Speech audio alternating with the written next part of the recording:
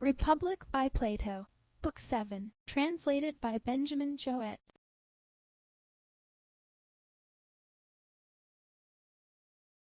"And now," I said, "let me show in a figure how far our nature is enlightened or unenlightened. Behold, human beings living in an underground den, which has a mouth open towards the light and reaching all along the den. Here they have been from their childhood, and have their legs and necks chained so that they cannot move, and can only see before them, being prevented by the chains from turning around their heads. Above and behind them a fire is blazing at a distance, and between the fire and the prisoners there is a raised way. And you will see, if you look, a low wall built along the way, like the screen which marionette players have in front of them, over which they show the puppets." "I see." "And do you see," I said, "men passing along the wall carrying all sorts of vessels, and statues and figures of animals made of wood and stone and various materials, which appear over the wall. Some of them are talking, others silent. You have shown me a strange image, and they are strange prisoners." "Like ourselves," I replied, "and they see only their own shadows, or the shadows of one another, which the fire throws on the opposite wall of the cave." "True," he said. "How could they see anything but the shadows if they were never allowed to move their heads? And of the objects which are being carried in like manner, they would only see the shadows?" "Yes," he said. "And if they were able to converse with one another, would they not suppose that they were naming what was actually before them?" "Very true." "And suppose further that the prison had an echo which came from the other side, would they not be sure to fancy when one of the passers-by spoke that the voice which they heard came from the passing shadow?" "No question," he replied. "To them," I said, "the truth would be literally nothing but the shadows of the images." "That is certain. And now look again, and see what will naturally follow if the prisoners are released and disabused of their error. At first, when any of them is liberated and compelled suddenly to stand up and turn his neck round and walk, and look towards the light, he will suffer sharp pains. The glare will distress him, and he will be unable to see the realities of which in his former state he had seen the shadows, and then conceive someone saying to him that what he saw before was an illusion, but that now, when he is approaching nearer to being and his eye is turned towards more real existence, he has a clearer vision. What will be his reply? And you may further imagine that his instructor is pointing to the objects as they pass and requiring him to name them. Will he not be perplexed? Will he not fancy that the shadows which he formerly saw are truer than the objects which are now shown to him? Far truer. And if he is compelled to look straight at the light, will he not have a pain in his eyes, which will make him turn away to take refuge in the objects of vision which he can see, and which he will conceive to be in reality clearer than the things which are now being shown to him?" "True," he said. "And suppose once more that he is reluctantly dragged up a steep and rugged ascent, and held fast until he is forced into the presence of the sun himself. Is he not likely to be pained and irritated? When he approaches the light, his eyes will be dazzled, and he will not be able to see anything at all of what are now called realities." "Not all in a moment," he said. "He will require to grow accustomed to the sight of the upper world, and first he will see the shadows best, next to the reflections of men and other objects in the water, and then the objects themselves. Then he will gaze upon the light of the moon and the stars and the spangled heaven, and he will see the sky and the stars by night better than the sun or the light of the sun by day." "Certainly."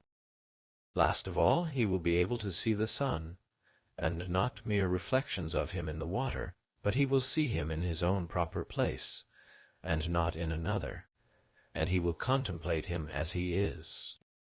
"Certainly." "He will then proceed to argue that this is he who gives the season and the years, and is the guardian of all that is in the visible world, and in a certain way the cause of all things which he and his fellows have been accustomed to behold? Clearly, he said, he would first see the sun and then reason about him. And when he remembered his old habitation, and the wisdom of the den and his fellow prisoners, do you not suppose that he would felicitate himself on the change, and pity them? Certainly he would. And if they were in the habit of conferring honors among themselves on those who were quickest to observe the passing shadows, and to remark which of them went before, and which followed after, and which were together, and who were therefore best able to draw conclusions as to the future, do you think that he would care for such honors and glories, or envy the possessors of them? Would he not say with Homer, better to be the poor servant of a poor master, and to endure anything rather than think as they do and live after their manner? Yes, he said, I think that he would rather suffer anything than entertain these false notions and live in this miserable manner. Imagine once more, I said, such an one coming suddenly out of the sun to be replaced in his old situation. Would he not be certain to have his eyes full of darkness? To be sure, he said. And if there were a contest, and he had to compete in measuring the shadows with the prisoners who had never moved out of the den, while his sight was still weak, and before his eyes had become steady, and the time which would be needed to acquire this new habit of sight might be very considerable, would he not be ridiculous? Men would say of him that up he went and down he came without his eyes, and that it was better not even to think of ascending. And if anyone tried to loose another and lead him up to the light, let them only catch the offender, and they would put him to death. No question, he said. This entire allegory, I said, you may now append, dear Glaucon, to the previous argument. The prison house is the world of sight. The light of the fire is the sun, and you will not misapprehend me if you interpret the journey upwards to be the ascent of the soul into the intellectual world, according to my poor belief, which at your desire I have expressed, whether rightly or wrongly God knows.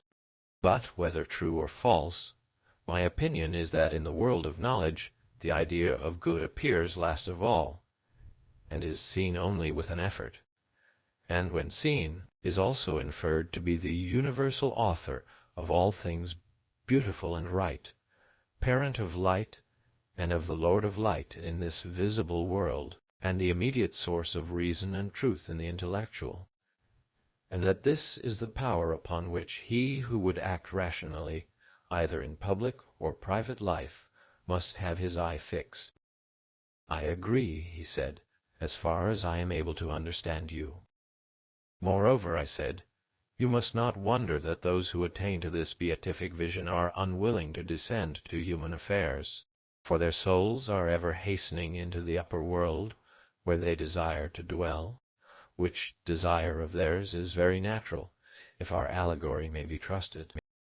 Yes, very natural.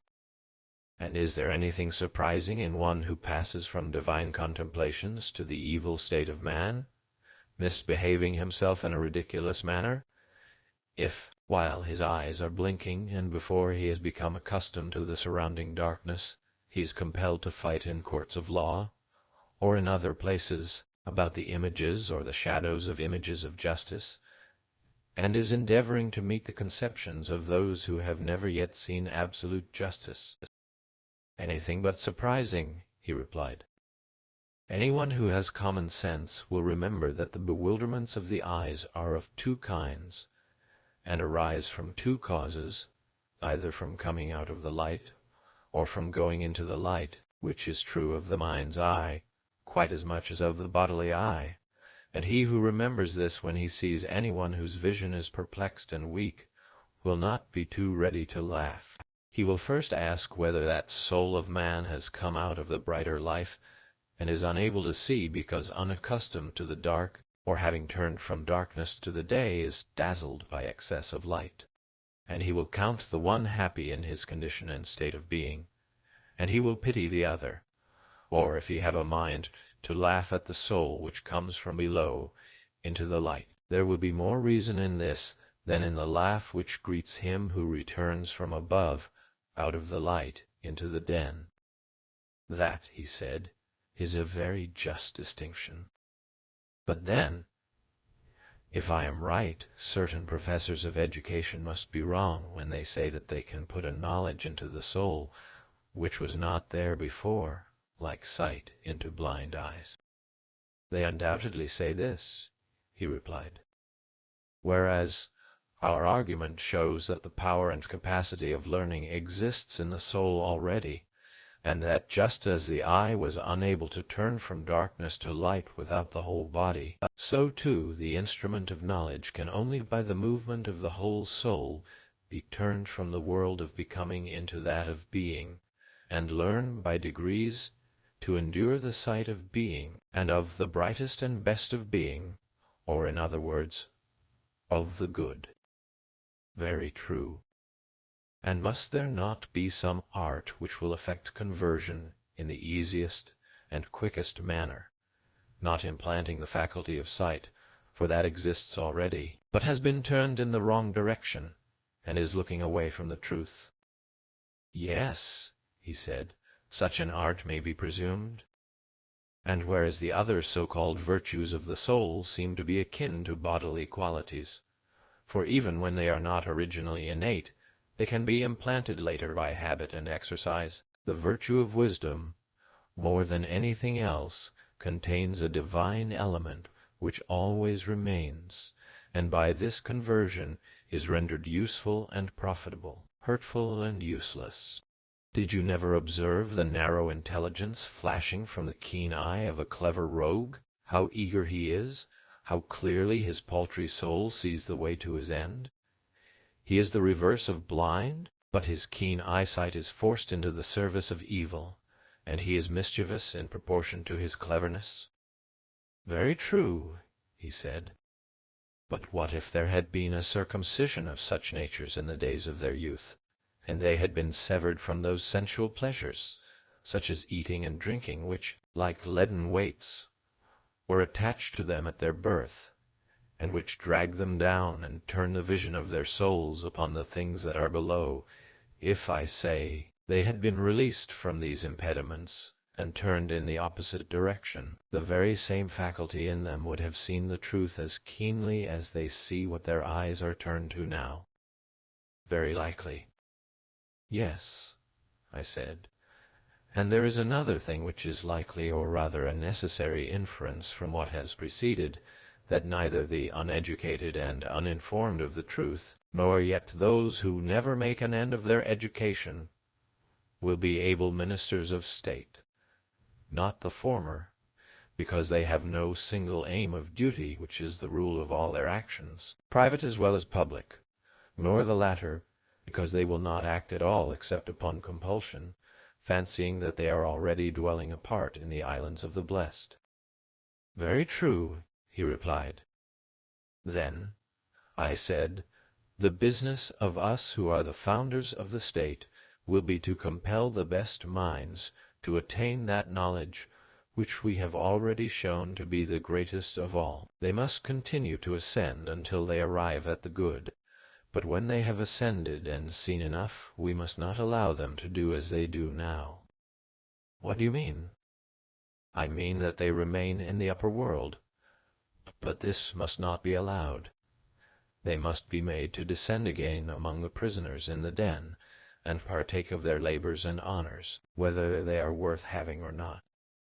But is not this unjust? He said. Ought we to give them a worse life, when they might have a better?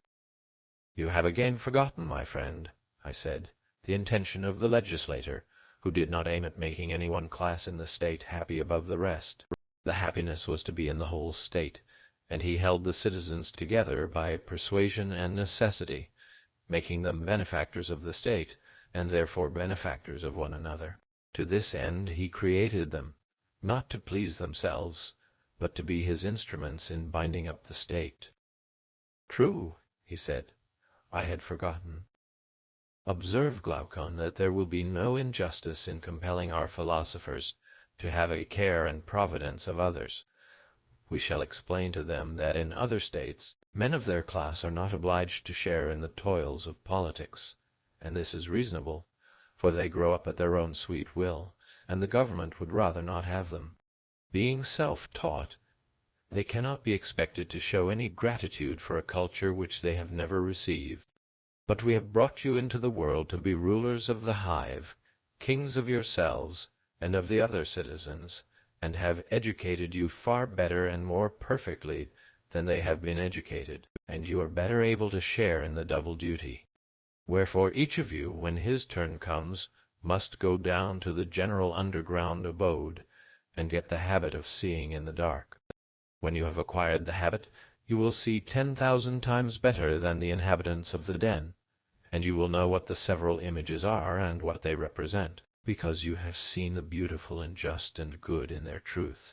And thus our state, which is also yours, will be a reality, and not a dream only, and will be administered in a spirit, unlike that of other states, in which men fight with one another about shadows only and are distracted in the struggle for power, which in their eyes is a great good. Whereas the truth is that the state in which the rulers are most reluctant to govern is always the best and most quietly governed, and the state in which they are most eager, the worst. Quite true, he replied. And will our pupils, when they hear this, refuse to take their turn at the toils of state, when they are allowed to spend the greater part of their time with one another in the heavenly light? Impossible, he answered, for they are just men, and the commands which we impose upon them are just. There can be no doubt that every one of them will take office as a stern necessity, and not after the fashion of our present rulers of state.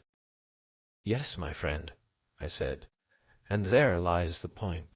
You must contrive for your future rulers another and a better life than that of a ruler, and then you may have a well-ordered state, for only in the state which offers this will they rule who are truly rich, not in silver and gold, but in virtue and wisdom, which are the true blessings of life.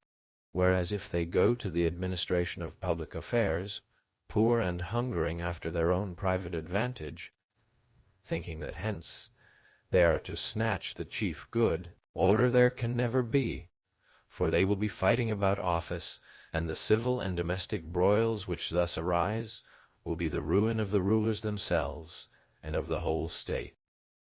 Most true, he replied. And the only life which looks down upon the life of political ambition is that of true philosophy. Do you know of any other? Indeed, I do not, he said.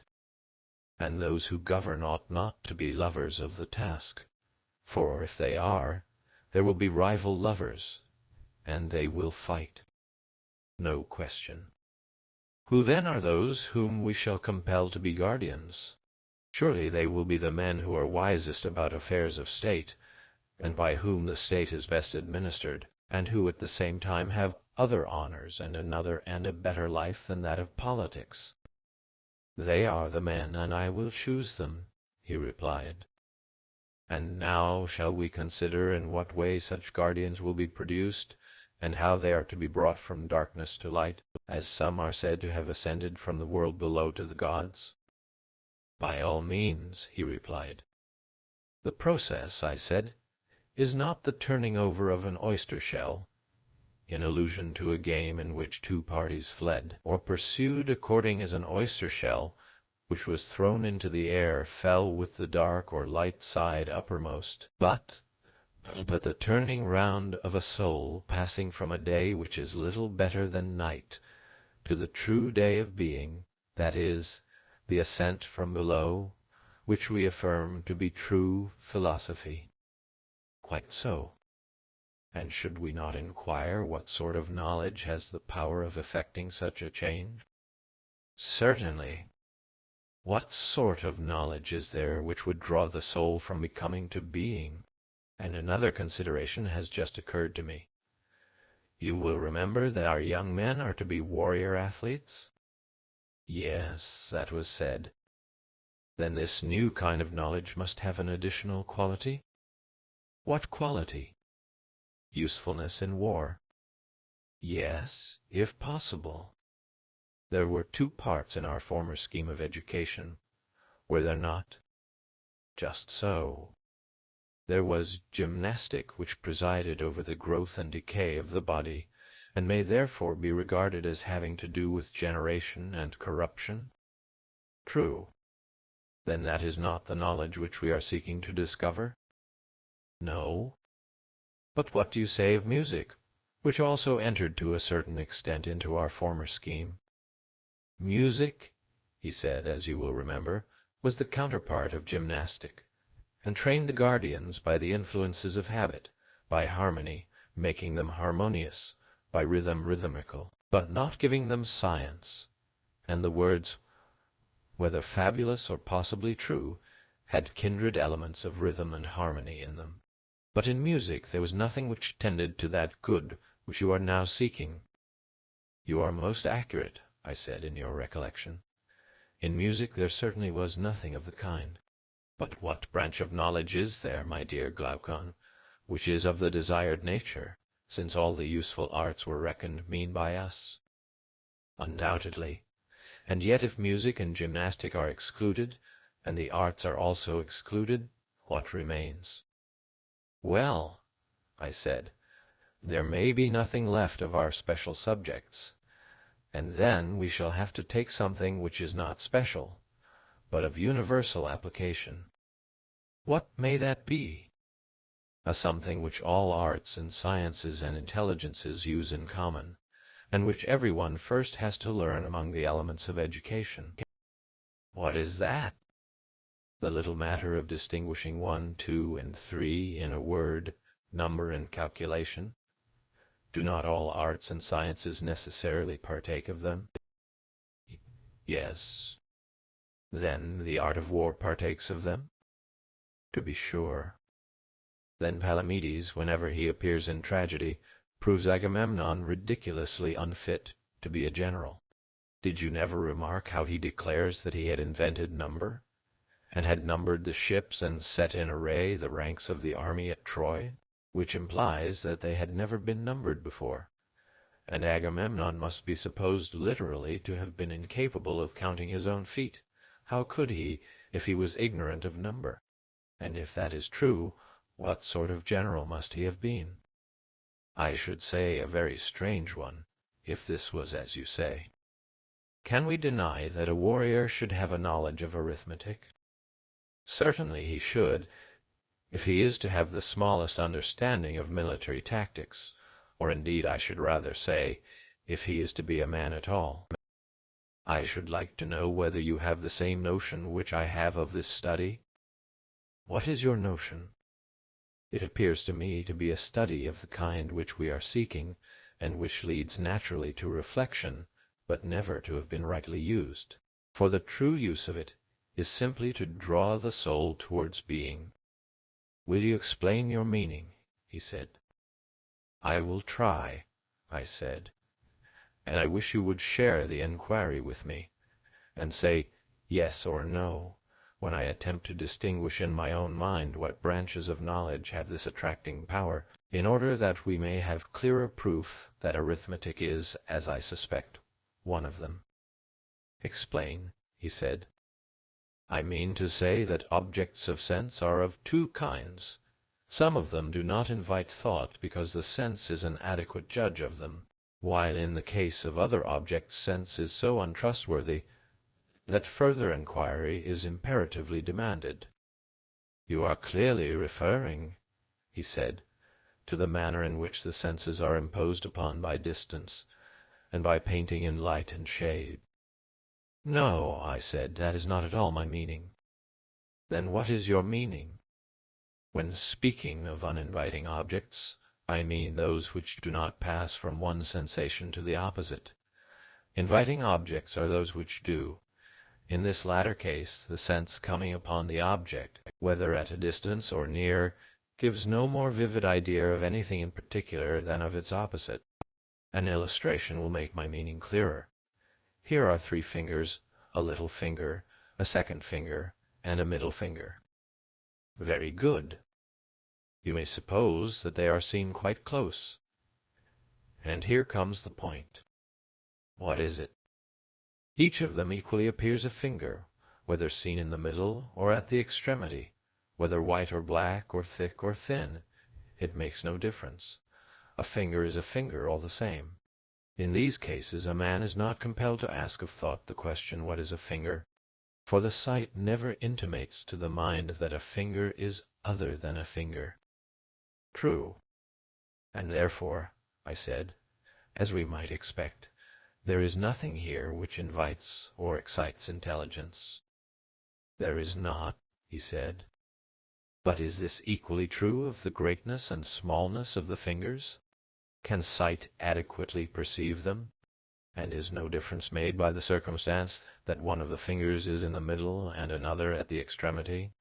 And in like manner, does the touch adequately perceive the qualities of thickness or thinness, of softness or hardness? And so of the other senses. Do they give perfect intimations of such matters? Is not their mode of operation on this wise? The sense which is concerned with the quality of hardness is necessarily concerned also with the quality of softness, and only intimates to the soul that the same thing is felt to be both hard and soft. You are quite right, he said.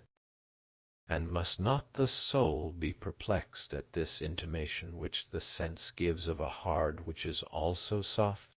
What, again, is the meaning of light and heavy, if that which is light is also heavy, and that which is heavy light? Yes, he said, these intimations which the soul receives are very curious and require to be explained. Yes, I said, and in these perplexities the soul naturally summons to her aid calculation and intelligence, that she may see whether the several objects announced to her are one or two. True. And if they turn out to be two, is not each of them one and different? Certainly.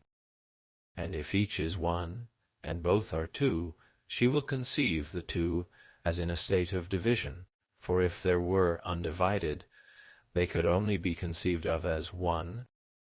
True. The eye certainly did see both small and great, but only in a confused manner. They were not distinguished. Yes. Whereas the thinking mind, intending to light up the chaos, was compelled to reverse the process, and look at small and great as separate and not confused. Very true. Was not this the beginning of the inquiry? What is great? And what is small? Exactly so. And thus arose the distinction of the visible and the intelligible. Most true. This was what I meant when I spoke of impressions which invited the intellect, or the reverse, those which are simultaneous with opposite impressions invite thought. Those which are not simultaneous do not. I understand, he said, and agree with you. And to which class do unity and number belong? I do not know, he replied. Think a little, and you will see that what has preceded will supply the answer. For if simple unity could be adequately perceived by the sight or by any other sense, then, as we were saying in the case of the finger, there would be nothing to attract towards being.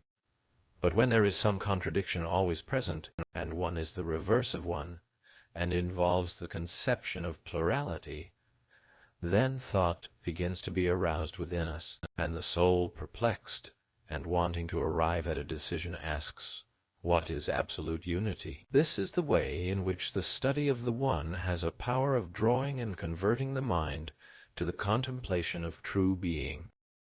And surely, he said, this occurs notably in the case of one, for we see the same thing to be both one and infinite in multitude? Yes, I said, and this being true of one must be equally true of all number? Certainly. And all arithmetic and calculation have to do with number? Yes. And they appear to lead the mind towards truth? Yes, in a very remarkable manner. Then this is knowledge of the kind for which we are seeking, having a double use, military and philosophical. For the man of war must learn the art of number, or he will not know how to array his troops, and the philosopher also, because he has to rise out of the sea of change and lay hold of true being, and therefore he must be an arithmetician. That is true. And our guardian is both warrior and philosopher? Certainly. Then this is a kind of knowledge which legislation may fitly prescribe, and we must endeavor to persuade those who are to be the principal men of our state to go and learn arithmetic, not as amateurs, but they must carry on the study until they see the nature of numbers with the mind only, nor again like merchants or retail traders, with a view to buying or selling, but for the sake of their military use, and of the soul herself, and because this will be the easiest way for her to pass from becoming to truth and being. That is excellent, he said. Yes, I said, and now having spoken of it, I must add how charming the science is, and in how many ways it conduces to our desired end, if pursued in the spirit of a philosopher, and not of a shopkeeper. How do you mean?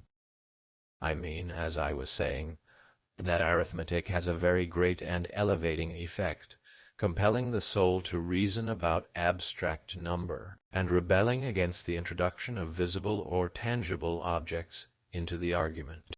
You know how steadily the masters of the art repel and ridicule anyone who attempts to divide absolute unity when he is calculating, and if you divide, they multiply, meaning either 1, that they integrate the number because they deny the possibility of fractions, or 2, that division is regarded by them as a process of multiplication, for the fractions of 1 continue to be units, taking care that 1 shall continue 1, and not become lost in fractions. That is very true. Now, suppose a person were to say to them, "O my friends, what are these wonderful numbers about which you are reasoning, in which, as you say, there is a unity such as you demand, and each unit is equal, invariable, indivisible?" What would they answer? They would answer, as I should conceive, that they were speaking of those numbers which can only be realized in thought. Then you see that this knowledge may be truly called necessary, necessitating, as it clearly does, the use of the pure intelligence in the attainment of pure truth? Yes, that is a marked characteristic of it. And have you further observed that those who have a natural talent for calculation are generally quick at every other kind of knowledge, and even the dull, if they have had an arithmetical training, although they may derive no other advantage from it, always become much quicker than they would otherwise have been? Very true, he said, and indeed you will not easily find a more difficult study, and not many as difficult. You will not. And for all these reasons, arithmetic is a kind of knowledge in which the best natures should be trained, and which must not be given up. I agree. Let this then be made one of our subjects of education. And next, shall we inquire whether the kindred science also concerns us? You mean geometry? Exactly so.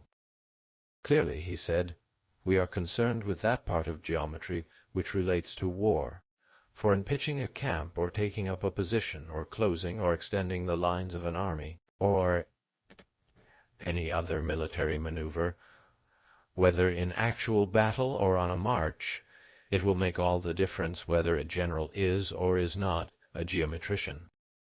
Yes, I said, but for that purpose a very little of either geometry or calculation will be enough. The question relates rather to the greater and more advanced part of geometry, whether that tends in any degree to make more easy the vision of the idea of good. And thither, as I was saying, all things tend which compel the soul to turn her gaze towards that place, where is the full perfection of being, which she ought, by all means, to behold. True, he said. Then if geometry compels us to view being, it concerns us. If becoming only, it does not concern us? Yes, that is what we assert. Yet anybody who has the least acquaintance with geometry will not deny that such a conception of the science is in flat contradiction to the ordinary language of geometricians. How so? They have in view practice only, and are always speaking, in a narrow and ridiculous manner, of squaring and extending and applying and the like. They confuse the necessities of geometry with those of daily life, whereas knowledge is the real object of the whole science. Certainly, he said. Then must not a further admission be made? What admission? That the knowledge at which geometry aims is knowledge of the eternal, and not of aught perishing and transient. That, he replied, may be readily allowed, and is true. Then, my noble friend, geometry will draw the soul towards truth, and create the spirit of philosophy, and raise up that which is now unhappily allowed to fall down.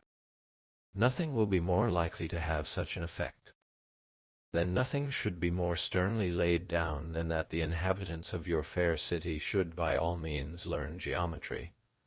Moreover, the science has indirect effects, which are not small. Of what kind? He said. There are the military advantages of which you spoke, I said, and in all departments of knowledge, as experience proves, anyone who has studied geometry is infinitely quicker of apprehension than one who has not. Yes, indeed, he said, there is an infinite difference between them. Then, shall we propose this as a second branch of knowledge which our youth will study? Let us do so, he replied. And suppose we make astronomy the third, what do you say? I am strongly inclined to it, he said. The observation of the seasons and of months and years is as essential to the general as it is to the farmer or sailor. I am amused, I said, at your fear of the world, which makes you guard against the appearance of insisting upon useless studies, and I quite admit the difficulty of believing that in every man there is an eye of the soul, which, when by other pursuits lost and dimmed, is by these purified and re-illumined, and is more precious far than 10,000 bodily eyes, for by it alone is truth seen. Now there are two classes of persons. One class of those who will agree with you and will take your words as a revelation, another class to whom they will be utterly unmeaning, and who will naturally deem them to be idle tales, for they see no sort of profit which is to be obtained from them, and therefore you had better decide at once with which of the two you are proposing to argue. You will very likely say with neither, and that your chief aim in carrying on the argument is your own improvement. At the same time, you do not grudge to others any benefit which they may receive. I think that I should prefer to carry on the argument mainly on my own behalf. Then take a step backward, for we have gone wrong in the order of the sciences. What was the mistake? He said. After plane geometry, I said, we proceeded at once to solids in revolution, instead of taking solids in themselves, whereas after the second dimension the third, which is concerned with cubes and dimensions of depth, ought to have followed. That is true, Socrates. But so little seems to be known as yet about these subjects. Why, yes, I said, and for two reasons. In the first place, no government patronizes them.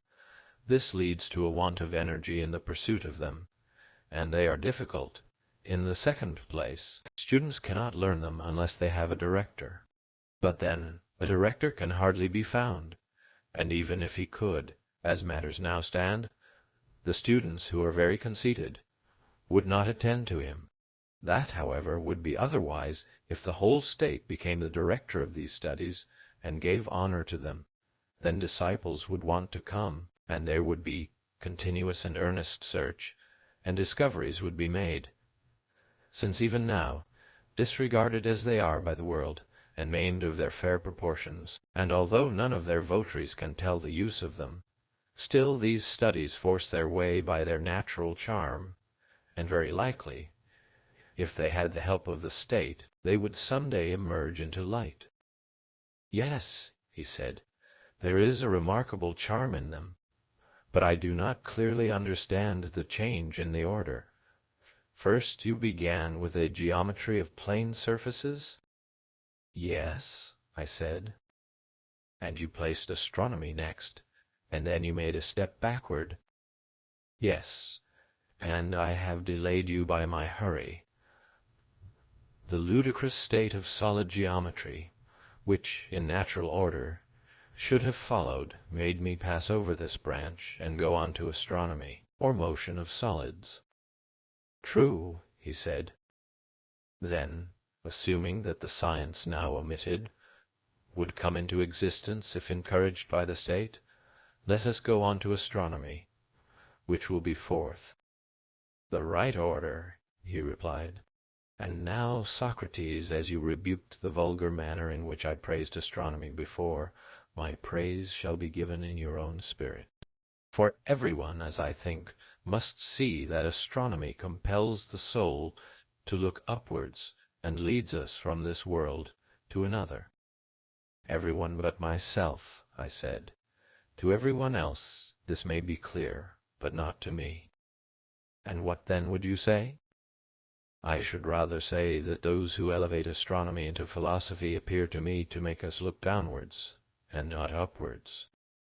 "What do you mean?" he asked. "You," I replied, "have in your mind a truly sublime conception of our knowledge of the things above, and I dare say that if a person were to throw his head back and study the fretted ceiling, you would still think that his mind was the percipient, and not his eyes. And you are very likely right, and I may be a simpleton, but in my opinion, that knowledge only which is of being and of the unseen can make the soul look upwards, and whether a man gapes at the heavens or blinks on the ground, seeking to learn some particular of sense, I would deny that he can learn, for nothing of that sort is matter of science. His soul is looking downwards, not upwards, whether his way to knowledge is by water or by land, whether he floats or only lies on his back." "I acknowledge," he said, "the justice of your rebuke. Still, I should like to ascertain how astronomy can be learned in any manner more conducive to that knowledge of which we are speaking." "I will tell you," I said. "The starry heaven which we behold is wrought upon a visible ground, and therefore, although the fairest and most perfect of visible things, must necessarily be deemed inferior far to the true motions of absolute swiftness and absolute slowness, which are relative to each other, and carry with them that which is contained in them, in the true number, and in every true figure. Now, these are to be apprehended by reason and intelligence, but not by sight." "True," he replied. "The spangled heavens should be used as a pattern, and with a view to that higher knowledge. Their beauty is like the beauty of figures or pictures, excellently wrought by the hand of Daedalus, or some other great artist, which we may chance to behold. Any geometrician who saw them would appreciate the exquisiteness of their workmanship, but he would never dream of thinking that in them he could find the true equal, or the true double, or the truth of any other proportion." "No," he replied, "such an idea would be ridiculous." "And will not a true astronomer have the same feeling when he looks at the movements of the stars? Will he not think that heaven and the things in heaven are framed by the Creator of them in the most perfect manner? But he will never imagine that the proportions of night and day, or of both to the month, or of the month to the year, or of the stars to these, and to one another, and any other things that are material and visible, can also be eternal and subject to no deviation that would be absurd, and it is equally absurd to take so much pains in investigating their exact truth." "I quite agree, though I never thought of this before." "Then," I said, "in astronomy, as in geometry, we should employ problems, and let the heavens alone if we would approach the subject in the right way, and so make the natural gift of reason to be of any real use." "That," he said, "is a work infinitely beyond our present astronomers." "Yes," I said, "and there are many other things which must also have a similar extension given to them, if our legislation is to be of any value. But can you tell me of any other suitable study? No, he said, not without thinking. Motion, I said, has many forms, and not one only. Two of them are obvious enough even to wits no better than ours, and there are others, as I imagine, which may be left to wiser persons. But where are the two? There is a second, I said, which is the counterpart of the one already named. And what may that be? The second, I said, would seem relatively to the ears to be what the first is to the eyes. For I conceive that as the eyes are designed to look up at the stars, so are the ears to hear harmonious motions. And these are sister sciences, as the Pythagoreans say, and we, Glaucon, agree with them? Yes, he replied. But this, I said, is a laborious study, and therefore we had better go and learn of them, and they will tell us whether there are any other applications of these sciences. At the same time, we must not lose sight of our own higher object. What is that? There is a perfection which all knowledge ought to reach, and which our pupils ought also to attain, and not to fall short of, as I was saying that they did in astronomy. For in the science of harmony, as you probably know, the same thing happens. The teachers of harmony compare the sounds and consonances which are heard only, and their labor, like that of the astronomers, is in vain. Yes, by heaven, he said, and 'tis as good as a play to hear them talking about their condensed notes, as they call them. They put their ears close alongside of the strings, like persons catching a sound from their neighbor's wall, one set of them declaring that they distinguish an intermediate note, and have found the least interval which should be the unit of measurement. The others insisting that the two sounds have passed into the same, either party setting their ears before their understanding. You mean, I said, those gentlemen who tease and torture the strings and rack them on the pegs of the instrument? I might carry on the metaphor and speak after their manner of the blows which the plectrum gives, and make accusations against the strings, both of backwardness and forwardness to sound. But this would be tedious, and therefore I will only say that these are not the men, and that I am referring to the Pythagoreans, of whom I was just now proposing to inquire about harmony. For they too are in error, like the astronomers. They investigate the numbers of the harmonies which are heard, but they never attain to problems, that is to say, they never reach the natural harmonies of number, or reflect why some numbers are harmonious, and others not. That, he said, is a thing of more than mortal knowledge. A thing, I replied, which I would rather call useful. That is, if sought after with a view to the beautiful and good, but if pursued in any other spirit, useless. Very true, he said. Now, when all these studies reach the point of intercommunion and connection with one another, and come to be considered in their mutual affinities, then, I think, but not till then, will the pursuit of them have a value for our objects. Otherwise there is no profit in them. I suspect so. But you are speaking, Socrates, of a vast work. What do you mean? I said. The prelude or what? Do you not know that all this is but the prelude to the actual strain which we have to learn? For you surely would not regard the skilled mathematician as a dialectician. Assuredly not, he said. I have hardly ever known a mathematician who was capable of reasoning. But do you imagine that men who are unable to give and take a reason will have the knowledge which we require of them? Neither can this be supposed. And so, Glaucon, I said, we have at last arrived at the hymn of dialectic. This is that strain which is of the intellect only, but which the faculty of sight will nevertheless be found to imitate. For sight, as you may remember, was imagined by us after a while to behold the real animals and stars, and last of all the sun himself. And so with dialectic, when a person starts on the discovery of the absolute by the light of reason only, and without any assistance of sense, and perseveres until by pure intelligence he arrives at the perception of the absolute good, he at last finds himself at the end of the intellectual world, as in the case of sight at the end of the visible. Exactly, he said. Then this is the progress which you call dialectic? True.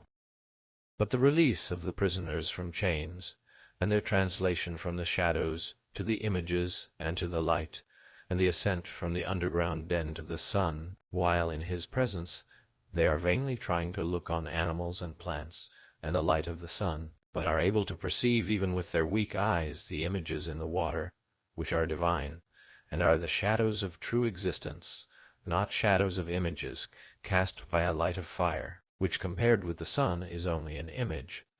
This power of elevating the highest principle in the soul to the contemplation of that which is best in existence, with which we may compare the raising of that faculty which is the very light of the body, to the sight of that which is brightest in the material and visible world, this power is given, as I was saying, by all that study and pursuit of the arts which has been described. I agree in what you are saying, he replied, which may be hard to believe, yet from another point of view is harder still to deny. This, however, is not a theme to be treated of in passing only, but will have to be discussed again and again. And so, whether our conclusion be true or false, let us assume all this, and proceed at once from the prelude or preamble to the chief strain, and describe that in like manner. Say, then, what is the nature and what are the divisions of dialectic, and what are the paths which lead thither? For these paths will also lead to our final rest. Dear Glaucon, I said, you will not be able to follow me here, though I would do my best, and you should behold not an image only, but the absolute truth, according to my notion. Whether what I told you would or would not have been a reality, I cannot venture to say, but you would have seen something like reality. Of that I am confident. Doubtless, he replied. But I must also remind you that the power of dialectic alone can reveal this, and only to one who is a disciple of the previous sciences. Of that assertion you may be as confident as of the last. And assuredly no one will argue that there is any other method of comprehending by any regular process all true existence, or of ascertaining what each thing is in its own nature. For the arts in general are concerned with the desires or opinions of men, or are cultivated with a view to production and construction, or for the preservation of such productions and constructions. And as to the mathematical sciences which, as we were saying, have some apprehension of true being, geometry, and the like, they only dream about being, but never can they behold the waking reality so long as they leave the hypotheses which they use unexamined, and are unable to give an account of them. For when a man knows not his own first principle, and when the conclusion and intermediate steps are also constructed out of he knows not what, how can he imagine that such a fabric of convention can ever become science? Impossible, he said. Then dialectic, and dialectic alone, goes directly to the first principle, and is the only science which does away with hypotheses in order to make her ground secure. The eye of the soul, which is literally buried in an outlandish slough, is by her gentle aid lifted upwards, and she uses as handmaids and helpers in the work of conversion the sciences which we have been discussing. Custom terms them sciences, but they ought to have some other name implying greater clearness than opinion and less clearness than science, and this, in our previous sketch, was called understanding. But why should we dispute about names when we have realities of such importance to consider? Why, indeed, he said, when any name will do which expresses the thought of the mind with clearness. At any rate, we are satisfied, as before, to have 4 divisions, 2 for intellect and 2 for opinion, and to call the first division science, the second understanding, the third belief, and the fourth perception of shadows, opinion being concerned with becoming and intellect with being. and so to make a proportion, as being is to becoming, so is pure intellect to opinion. And as intellect is to opinion, so is science to belief, and understanding to the perception of shadows. But let us defer the further correlation and subdivision of the subjects of opinion and of intellect, for it will be a long inquiry, many times longer than this has been. As far as I understand, he said, I agree. And do you also agree? I said, in describing the dialectician as one who attains a conception of the essence of each thing, and he who does not possess, and is therefore unable to impart this conception, in whatever degree he fails, may in that degree also be said to fail in intelligence? Will you admit so much? Yes, he said. How can I deny it? And you would say the same of the conception of the good? Until the person is able to abstract and define rationally the idea of good, and unless he can run the gauntlet of all objections, and is ready to disprove them, not by appeals to opinion, but to absolute truth, never faltering at any step of the argument, unless he can do all this, you would say that he knows neither the idea of good nor any other good. He apprehends only a shadow, if anything at all, which is given by opinion and not by science, dreaming and slumbering in this life. Before he is well awake here, he arrives at the world below and has his final quietus. In all that I should most certainly agree with you. And surely you would not have the children of your ideal state, whom you are nurturing and educating, if the ideal ever becomes a reality. You would not allow the future rulers to be like posts, literally lines, probably the starting point of a race course, having no reason in them, and yet to be set in authority over the highest matters? Certainly not. Then you will make a law that they shall have such an education as will enable them to attain the greatest skill in asking and answering questions? Yes, he said, you and I together will make it.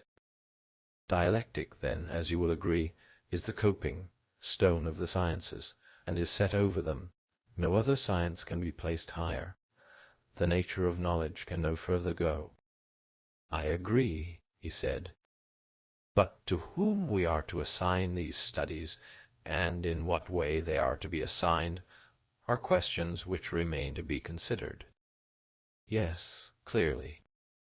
You remember, I said, how the rulers were chosen before? Certainly, he said. The same natures must still be chosen, and the preference again given to the surest and the bravest, and, if possible, to the fairest. And, having noble and generous tempers, they should also have the natural gifts which will facilitate their education. And what are these?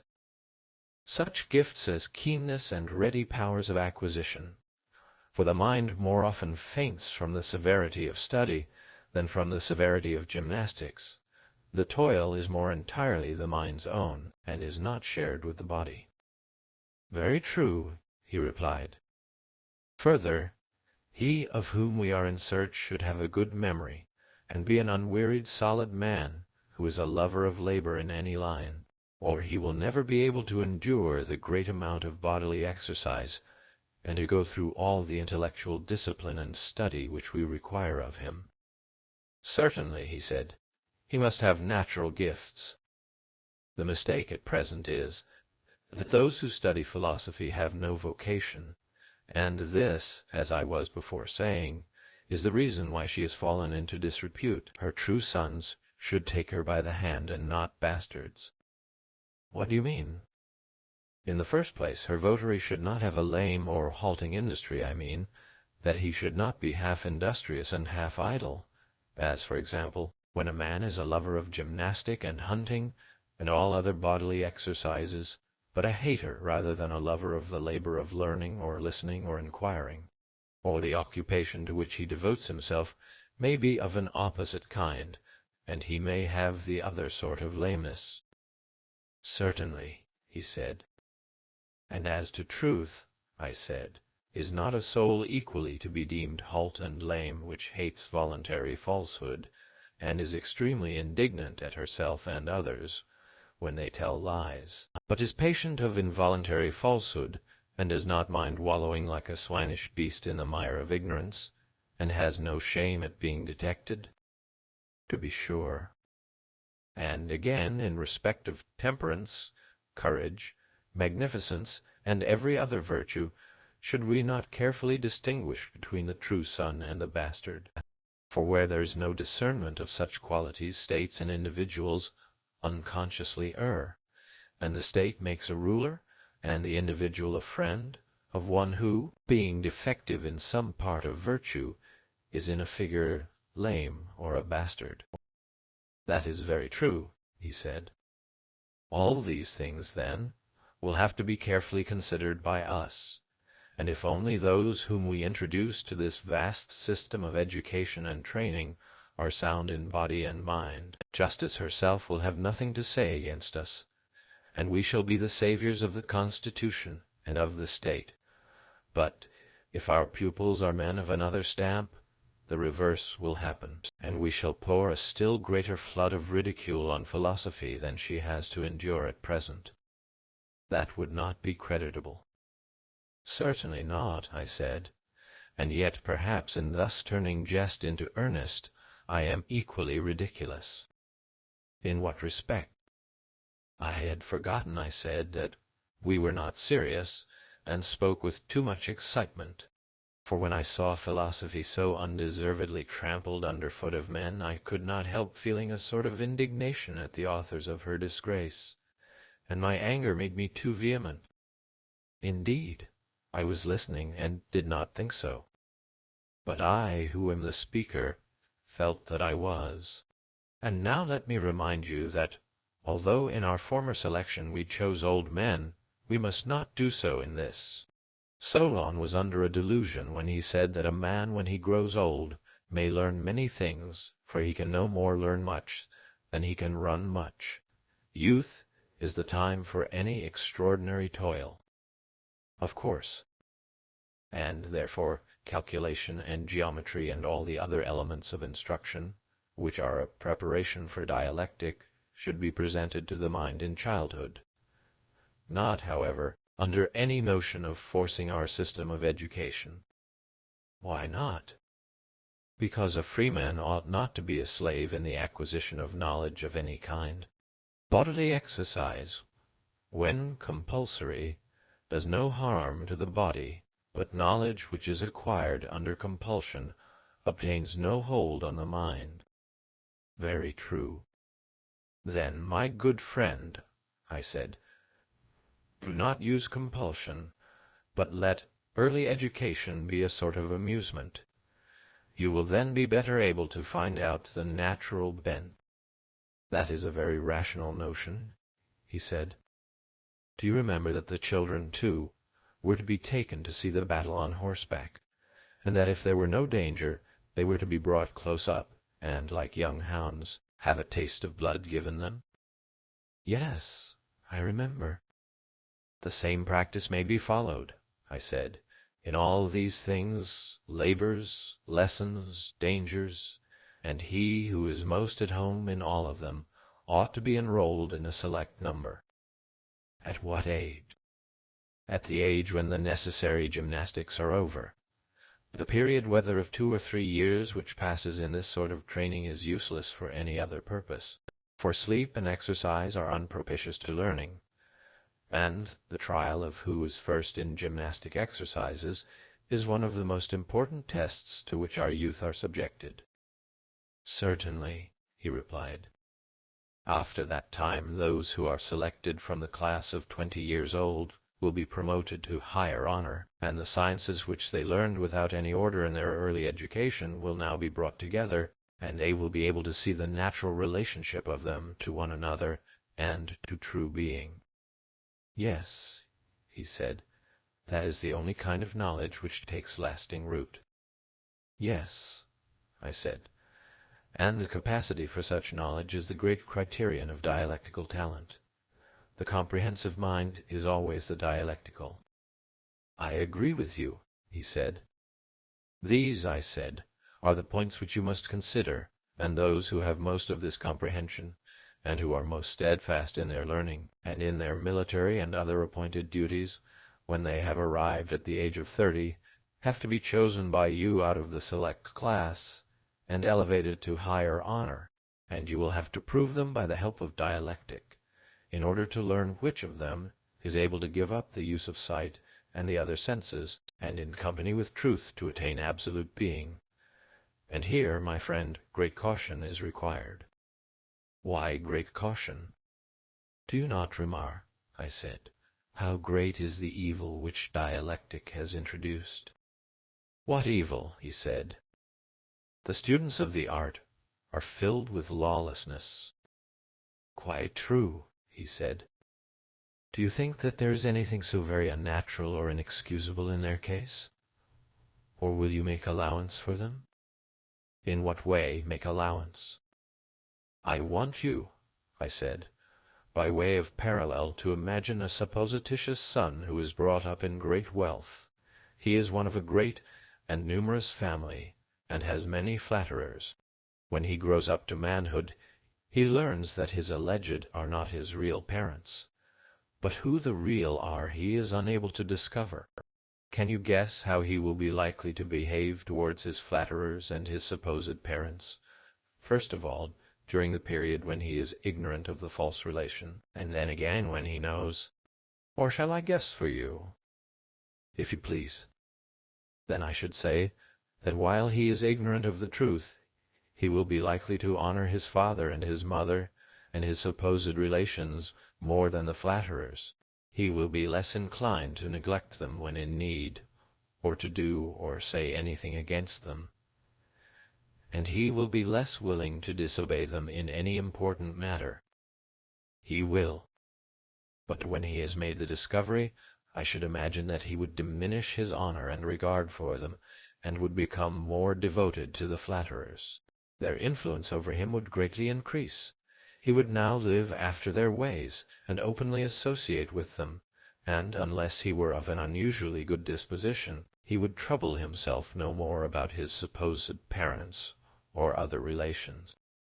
Well, all that is very probable. But how is the image applicable to the disciples of philosophy? In this way, you know that there are certain principles about justice and honor, which were taught us in childhood, and under their parental authority we have been brought up, obeying and honoring them. That is true. There are also opposite maxims and habits of pleasure which flatter and attract the soul, but do not influence those of us who have any sense of right, and they continue to obey and honor the maxims of their fathers. True. Now, when a man is in this state, and the questioning spirit asks what is fair or honorable, and he answers as the legislator has taught him, and then arguments many and diverse refute his words, until he is driven into believing that nothing is honorable any more than dishonorable, or just and good any more than the reverse, and so of all the notions which he most valued, do you think that he will still honor and obey them as before? Impossible. And when he ceases to think them honorable and natural as heretofore, and he fails to discover the true, can he be expected to pursue any life other than that which flatters his desires? He cannot. And from being a keeper of the law, he is converted into a breaker of it. Unquestionably. Now, all this is very natural in students of philosophy such as I have described, and also, as I was just now saying, most excusable. Yes, he said, and I may add pitiable. Therefore, that your feelings may not be moved to pity about our citizens who are now 30 years of age, every care must be taken in introducing them to dialectic. Certainly. There is a danger lest they should taste the dear delight too early. For youngsters, as you may have observed, when they first get the taste in their mouths, argue for amusement, and are always contradicting and refuting others, in imitation of those who refute them. Like puppy dogs, they rejoice in pulling and tearing at all who come near them. Yes, he said. "There is nothing which they like better. And when they have made many conquests, and received defeats at the hands of many, they violently and speedily get into a way of not believing anything which they believed before, and hence not only they, but philosophy and all that relates to it, is apt to have a bad name with the rest of the world." "Too true," he said. "But when a man begins to get older, he will no longer be guilty of such insanity. He will imitate the dialectician who is seeking for truth, and not the eristic, who is contradicting for the sake of amusement, and the greater moderation of his character will increase, instead of diminishing the honor of the pursuit." "Very true," he said. "And did we not make special provision for this, when we said that the disciples of philosophy were to be orderly and steadfast, not, as now, any chance aspirant or intruder?" "Very true." "Suppose," I said, "the study of philosophy to take the place of gymnastics, and to be continued diligently and earnestly and exclusively for twice the number of years which were passed in bodily exercise. Will that be enough?" "Would you say 6 or 4 years?" he asked. "Say 5 years," I replied. "At the end of the time they must be sent down again into the den, and compelled to hold any military or other office which young men are qualified to hold. In this way they will get their experience of life, and there will be an opportunity of trying whether, when they are drawn all manner of ways by temptation, they will stand firm or flinch." "And how long is this stage of their lives to last?" 15 years, I answered. "And when they have reached 50 years of age, then let those who still survive, and have distinguished themselves in every action of their lives, and in every branch of knowledge, come at last to their consummation. The time has now arrived at which they must raise the eye of the soul to the universal light which lightens all things, and behold the absolute good, for that is the pattern according to which they are to order the state and the lives of individuals, and the remainder of their own lives also, making philosophy their chief pursuit. But, when their turn comes, toiling also at politics and ruling for the public good, not as though they were performing some heroic action, but simply as a matter of duty. And when they have brought up in each generation others like themselves, and left them in their place to be governors of the state, then they will depart to the islands of the blessed and dwell there, and the city will give them public memorials and sacrifices and honor them, if the Pythian oracle consent, as demigods, but if not, as in any case, blessed and divine.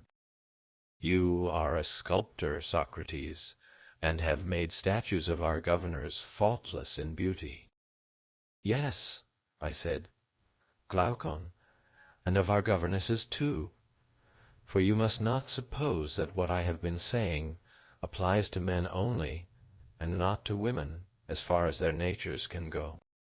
"There you are right," he said, "since we have made them to share in all things like the men." "Well," I said, "and you would agree, would you not, that what has been said about the state and the government is not a mere dream, and although difficult, not impossible, but only possible in the way which has been supposed, that is to say, when the true philosopher-kings are born in a state, one or more of them, despising the honors of this present world which they deem mean and worthless, esteeming above all things right, and the honor that springs from right, and regarding justice as the greatest and most necessary of all things, whose ministers they are, and whose principles will be exalted by them when they set in order their own city. How will they proceed? They will begin by sending out into the country all the inhabitants of the city who are more than 10 years old, and will take possession of their children, who will be unaffected by the habits of their parents.